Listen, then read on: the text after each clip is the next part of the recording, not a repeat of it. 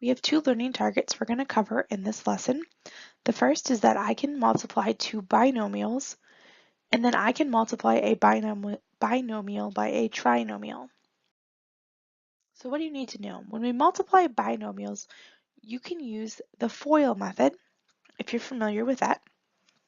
FOIL method is when you first multiply the first terms together. So here in my two binomials, the terms that are in the front of the binomial, we consider those the firsts. So we multiply the first, so 3x times 2x, that's going to give me 6x squared. Then I multiply the outer, so I take that first term again, and I multiply by the last term here. So those are the outer terms of my entire expression here. So 3x times -5 gives me to the -15x. Step 3 is to multiply the inner terms. So 4 times 2x gives me 8x. And then lastly, we multiply the last terms together. So 4 times -5, and that's my -20. Notice that once I've done this, my middle two terms, they're like terms. They both are, both have an x there. So I can go ahead and combine those two terms. So -15x plus 8x, since this is positive, I'd really be adding this. That would leave me with -7x. And then I would just write what I have left over. So 6x squared minus 7x minus 20, and that would be my answer to multiplying this binomial by the other binomial. So let's take another look, a binomial by a binomial. So we take that first term and we multiply it by the first term of my second binomial. So 2n times 6n, that's going to give me 12n squared. Then I take my outers, so 2n times 1, that's going to give me 2n. And then I'm going to do my inners. So I start here with this 2, and I'm going to multiply that by the 6n. So 2 times 6n gives me 12n. And then my lasts. So 2 times 1 is 2. Now notice I put positive signs in between each of those steps. Whatever sign you have, so if it's a positive, you're going to put a plus sign. If you had a negative answer, you'd put in a minus sign. Then here I see that these two middle terms are like terms. I can go ahead and combine those.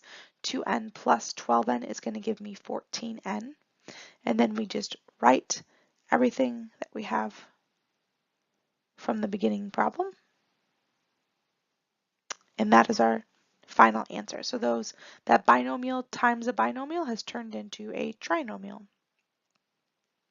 So what happens if we have a binomial by a trinomial? What do we do then? Well, same idea. I'm going to take my first term, this 7k, and I'm going to multiply it through to all three terms in my trinomial. So let's go ahead and do that. So 7k times k squared. Remember, this k is really like k to the first. So I'm going to have 7k to the third because 1 plus 2 gives me 3. Now I'm going to take that first term, 7k, and I'm going to multiply it by my second term. 7k times -2k is going to give me -14k squared. Because again, k by itself is really k to the first, and 1 plus 1 gives me 2. Then lastly here, I'm going to take my first term, 7k, and I'm going to multiply it by the last term in the trinomial. 7k times 7 is going to give me 49k. Now I'm going to do the same thing with my second term in my binomial, this -3, and I'm going to go ahead and multiply it by all three terms in my trinomial. So -3 times k squared is just going to be -3k squared.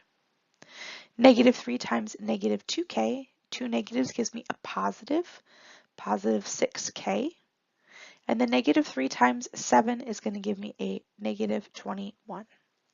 Now we go ahead and look for like terms.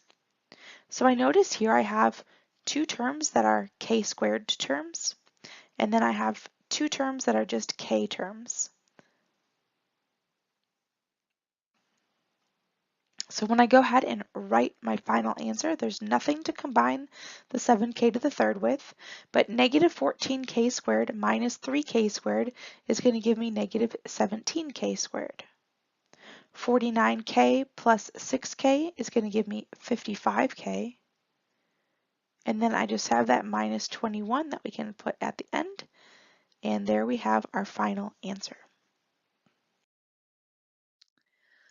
All right, so as we go through the next two examples, it'd be great for you to go ahead and pause before I go through the explanation so you can then check your answer to make sure you've got the hang of this. So here when I do my binomial by binomial, again we're using FOIL, so I multiply those firsts together. X times 6x is going to give me 6x squared. Then I multiply my outers.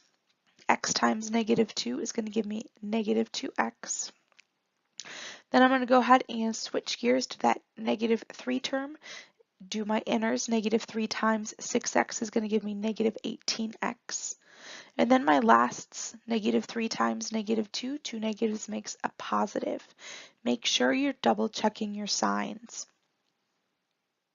So here I see my middle two terms are like terms. I can go ahead and combine those. Negative 2x minus 18x gives me a total of negative 20x's. And then I just rewrite what we had. So 6x squared minus 20x plus 6 is going to be that answer for that first example here. Next, I've got my binomial by a trinomial. So I'm taking that first term and I'm multiplying it all the way through to all three terms in my trinomial. 4a times 6a squared is going to give me 24a to the third. Again, we're adding our exponents. 1 plus 2 gives me 3. 4a times negative a is going to give me negative 4a squared. 4a times 2 is going to give me plus 8a. Switching gears to my second term of this front binomial, and I'm now going to go ahead and distribute it to all three terms in my trinomial. So 2 times 6a squared is going to give me positive 12a squared. 2 times negative a is going to give me negative 2a. And then 2 times 2, they're both positive, is going to just give me 4. Now we go through and look for like terms. Here I have a negative 4a squared. Here I have a 12a squared. They're like terms. I can combine them. And then I have two terms that have a's, 8a and negative 2a. So we can go ahead and combine. 24a to the third doesn't have anybody else to add or subtract from, so I just bring him down. Then I go to my a squared term. So negative 4a squared plus 12a squared, that leaves me with a total of 8a squareds. Then I've got 8a minus 2a. I've got 6a's left. And then I don't have any other constants, so I just tack on that plus 4 to the end. If you need more help on this topic, you can check out the Learning Target spreadsheet for additional resources, videos, and practice.